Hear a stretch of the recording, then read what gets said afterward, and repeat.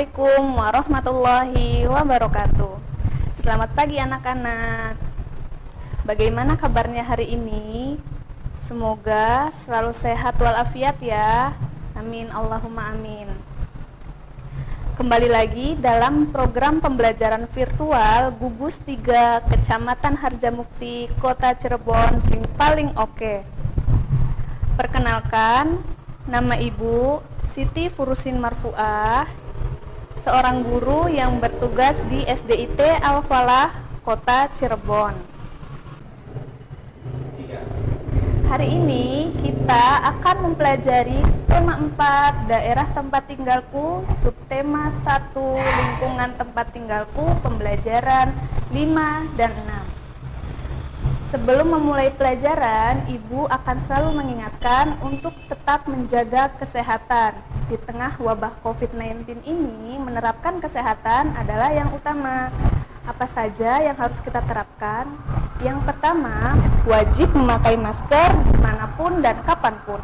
Yang kedua, menjaga jarak tengah kerumunan. Dan yang ketiga, selalu mencuci tangan dengan sabun di air mengalir. Sebelum kita memulai pelajaran, kita siapkan dulu yuk alat tulisnya. Ya, siapkan ya, baik buku tulis maupun alat tulisnya. Ya, agar lebih afdol, mari kita berdoa terlebih dahulu. Angkat tangannya, tengadahkan, kemudian kita tundukkan dan berdoa dalam-dalam. Ikuti Ibu ya. Bismillahirrahmanirrahim. Raditu billahi rabba wa bil islami dina wa bi Muhammadin nabiyya wa rasula. Rabbi zidni ilman warzu'ni fahman. Amin ya rabbal alamin. Oke, materi pembelajaran hari ini kita akan menjelaskan manfaat dalam keberagaman karakter individu dalam kehidupan sehari-hari, yaitu adalah mapel PPKN. Kemudian kita akan mencermati tokoh-tokoh yang terdapat dalam teks fiksi, dan yang terakhir kita akan mengetahui tanda tempo dan tinggi rendah nada. Pembelajarannya adalah siswa mampu mengemukakan manfaat keberagaman karakteristik individu dalam kehidupan sehari-hari. Yang kedua, siswa mampu menyampaikan hasil identifikasi tokoh-tokoh yang terdapat pada teks fiksi secara lisan, tulis, dan visual. Yang ketiga, siswa mampu menyanyikan lagu dengan memperhatikan tempo tinggi dan rendah nada. Oke, sebelum kita belajar, Ibu telah menyiapkan peta Indonesia. Karena kita adalah warga negara Indonesia, harusnya kita pahamkan ada berapa pulau sih yang ada di Indonesia. Nah, kita perhatikan.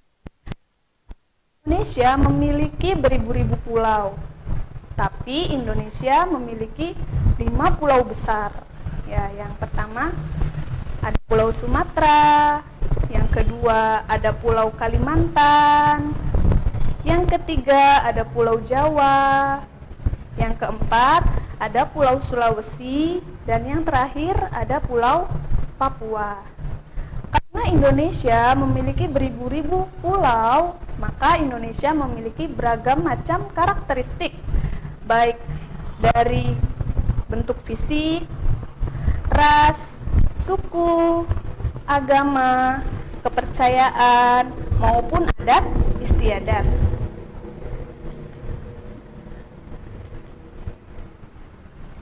Nah, dari keterangan tadi, karena Indonesia memiliki berbagai macam pulau dan karakteristiknya, Ibu akan menjelaskan tentang beberapa contoh keberagaman individu orang Indonesia. Yang pertama dari bentuk tubuhnya, karena setiap warga negara bentuk tubuh yang berbeda, terutama tentang ras dan suku. Kemudian ada warna kulit. Ya, kita perhatikan kulit kita ya, saat kita di sekolah, kulit kita dengan teman yang lain berbeda warnanya, tidak sama. Kemudian dari bentuk rambut, ada warna rambut, dan yang terakhir adalah bentuk wajah. Oke. Nah, di sini kita akan berkenalan dengan 5 tokoh dari berbagai macam suku bangsa. Oke, kita kenalan ya. Yang pertama ada Pak Sami, berasal dari Maluku. Yang kedua, Pak Encep yang berasal dari Sunda. Yang ketiga, Pak Made yang berasal dari Bali. Yang keempat, Pak Udin yang berasal dari Betawi. Dan yang kelima, Pak Nur yang berasal dari Jawa. Kita melihat gambarnya itu sudah berbeda ya anak-anak, ya, dengan karakteristik dan ciri masing-masing sesuai dengan sukunya.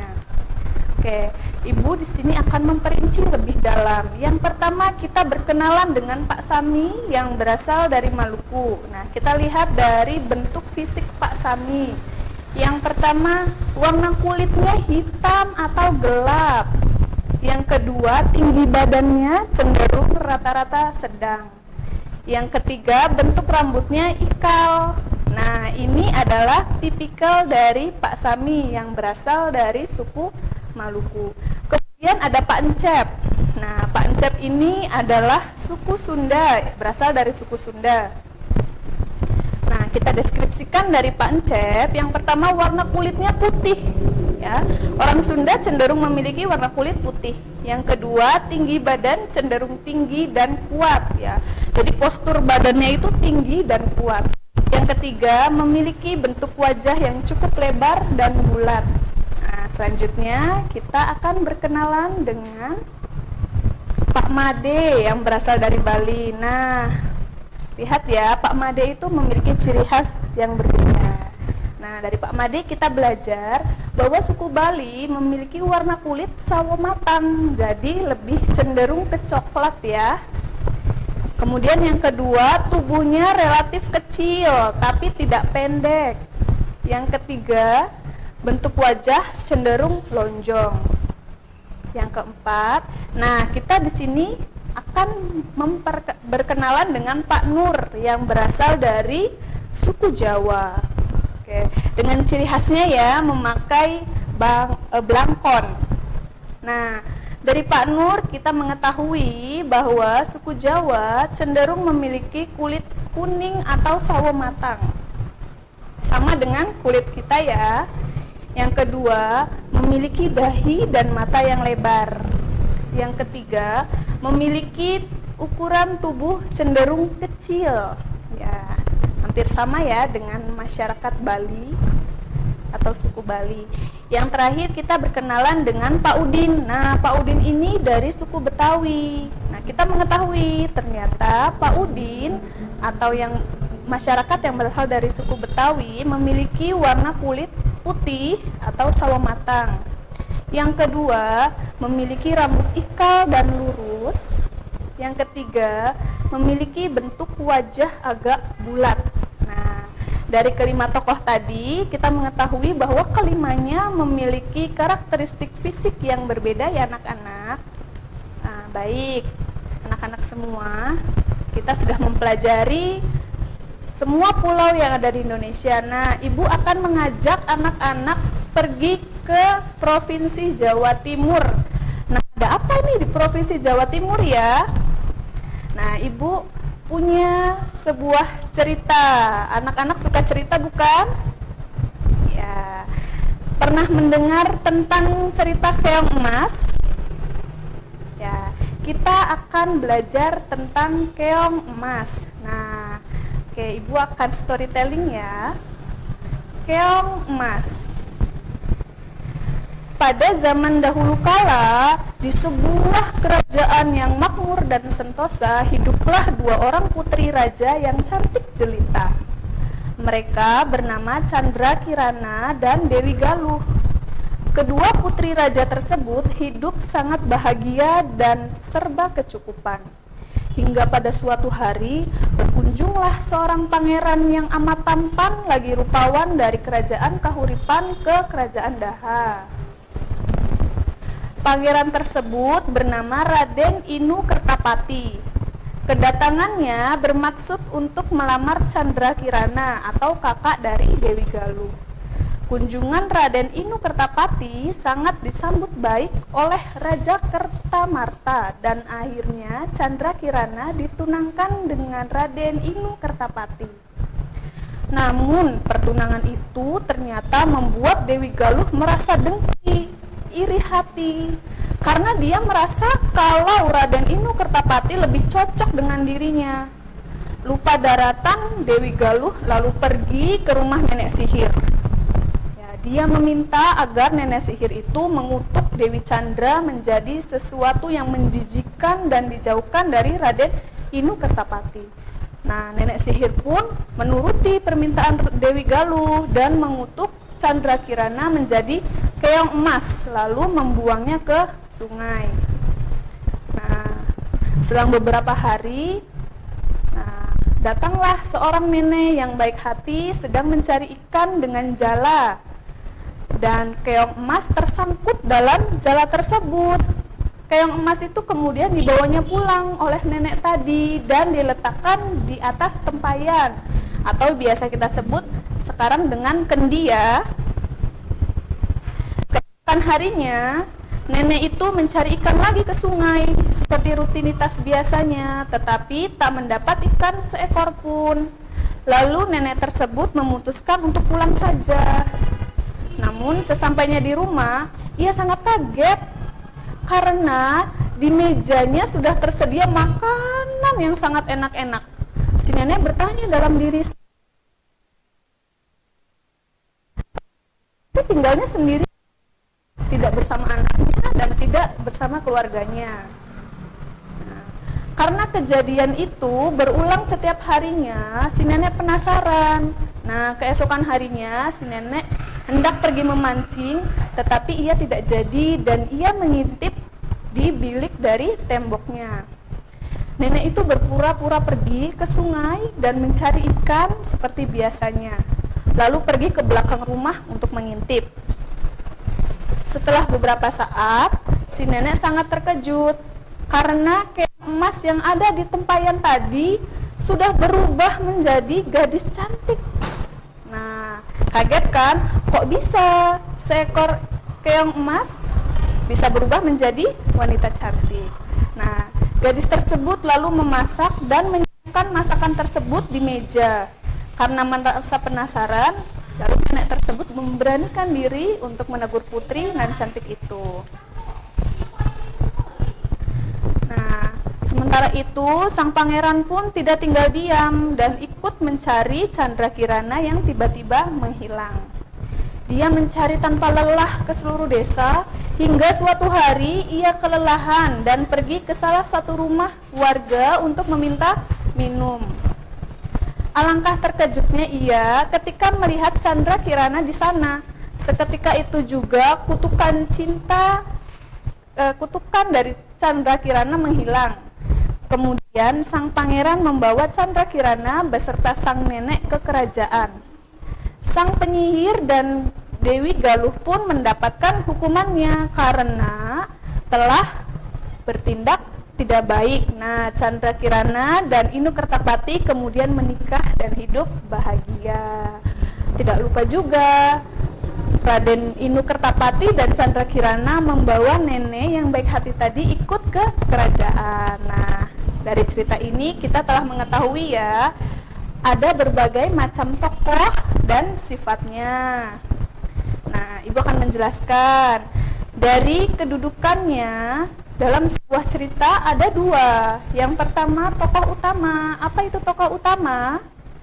Tokoh utama adalah tokoh yang memiliki peranan penting dalam suatu cerita. Yang kedua adalah tokoh pendukung. Nah, apa itu tokoh pendukung? Tokoh pendukung adalah tokoh yang memiliki peranan tidak penting dalam cerita, dan kehadiran tokoh ini hanya sekedar menunjang tokoh utamanya. Kemudian ada berdasarkan peranannya dalam suatu cerita. Nah, di sini biasanya lebih ke sifat ya anak-anak. Yang pertama adalah tokoh protagonis. Tokoh protagonis adalah tokoh yang dikagumi dan memiliki karakter sesuai dengan norma dan nilai kaidah secara umum, atau biasa kita sebut dengan sifat yang baik hati. Kemudian yang kedua adalah tokoh antagonis. Tokoh antagonis adalah tokoh yang menjadi timbulnya konflik dan ketegangan yang dialami tokoh protagonis atau memiliki sifat yang jahat. Biasanya kita nggak suka dengan tokoh antagonis ini ya. Nah, oke, kita akan menjawab beberapa pertanyaan yang diajukan oleh Chandra ya. Nah, mari kita mengenal tokoh dalam cerita Keongmas. Nah, di sini ada Chandra dan Andi. Nah, Chandra mengajukan pertanyaan, menurutmu apa jenis cerita fiksi berjudul Keongmas itu, Andi?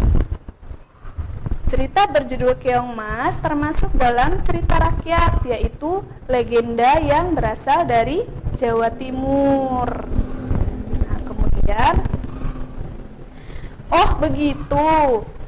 Jadi menurutmu siapakah tokoh utama dan tokoh pendukungnya, Andi?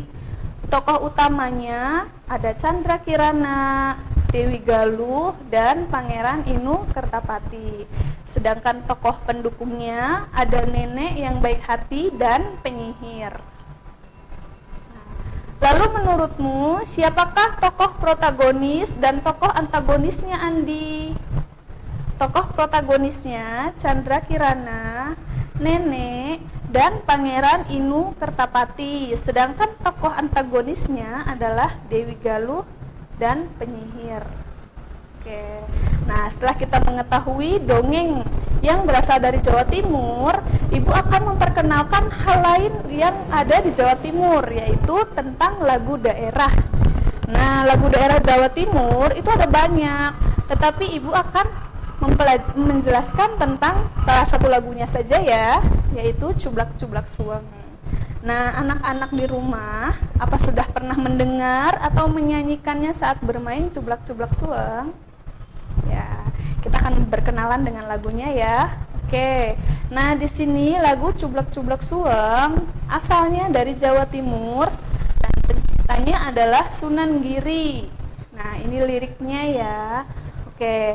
Agar kita tidak penasaran, Ibu punya lagunya. Kita bernyanyi bersama ya anak-anak.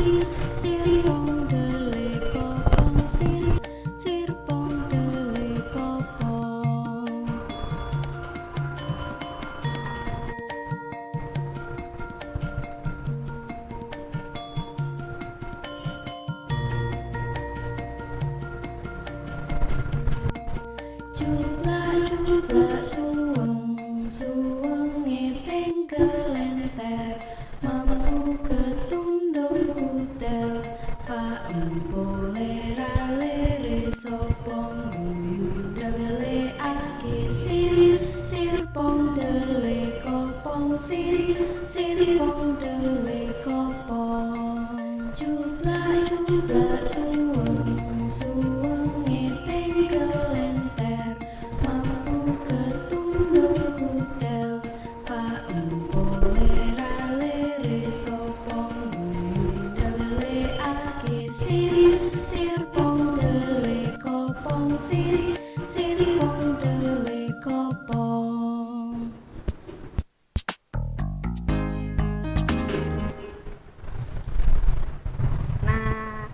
Setelah mengetahui lirik lagu dan cara menyanyikan dari lagu Cublak-Cublak Suweng, Ibu akan menjelaskannya. Ternyata lagu Cublak-Cublak Suweng merupakan lagu ciptaan Sunan Giri atau salah satu Sunan Wali Songo di Indonesia yang populer di Jawa Timur. Nah, lagu Cublak-Cublak Suweng ini biasa dimainkan oleh anak-anak dan memiliki tanda birama 4/4 atau termasuk ke dalam tempo moderato dengan cara menyanyikan cepat. Nah, bernyanyi dengan baik membutuhkan teknik seperti intonasi dan tempo. Intonasi itu merupakan cara bernyanyi mencapai ketepatan setiap bunyi pada nada. Nah, di sini kecepatan lagu diukur dengan alat yang disebut metronom Maelzel atau biasa disebut dengan mm. Nah, tempo lagu dikelompokkan menjadi 3. Apa saja? Yang pertama adalah tempo lambat seperti lento. Nah, cara menyanyikannya sangat lambat, memiliki kecepatan bunyi 56 sampai 58 mm. Yang kedua, tempo sedang atau contohnya Ibu beri salah satunya adalah andante. Nah, cara menyanyikannya seperti orang berjalan dengan memiliki kecepatan 72 sampai 76 mm. Yang ketiga, tempo cepat. Nah, Ibu beri contoh di sini adalah allegro. Cara menyanyikannya cepat dan riang dengan memiliki kecepatan 132 sampai 138 mm. Nah, ini anak-anak bentuk alat dari metronom Maelzel. Nah, di sampingnya adalah simbol notasi balok. Nah, tadi kita sudah melihat ya, dalam lagu Cublak-Cublak Suweng ada notasi baloknya dan notasi angka. Nah, ini adalah contohnya.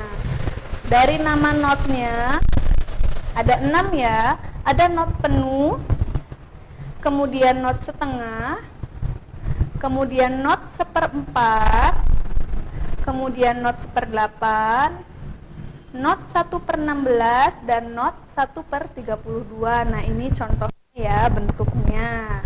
Nah, berbeda-beda dari setiap nama not. Oke.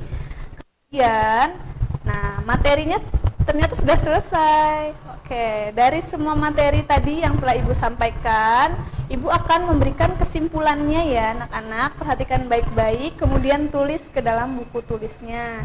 Yang pertama, Indonesia memiliki berbagai macam ragam kebudayaan yang berbeda di setiap daerah.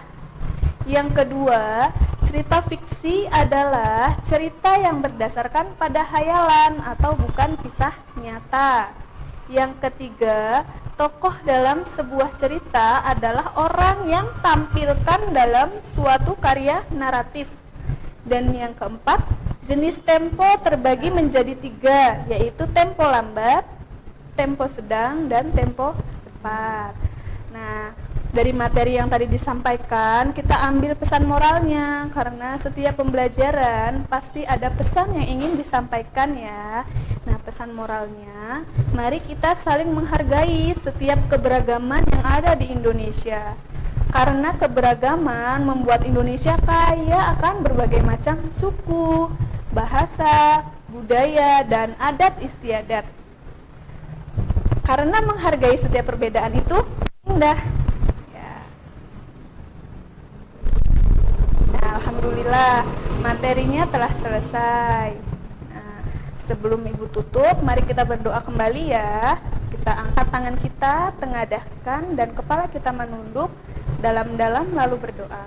Doa kafaratul majlis ya, ikuti Ibu. Bismillahirrahmanirrahim. Subhanaka Allahumma wa bihamdika asyhadu alla ilaha illa anta astaghfiruka wa atubu ilaih. Amin. Alhamdulillahirabbil alamin. Terima kasih anak-anak sudah mengikuti pembelajaran hari ini. Semoga ilmu yang dapat bermanfaat dan menambah wawasan anak-anak sekalian ya. Sebelum Ibu undur diri, Ibu pamit. dan terima kasih banyak. Sampai bertemu di lain kesempatan. Assalamualaikum warahmatullahi wabarakatuh.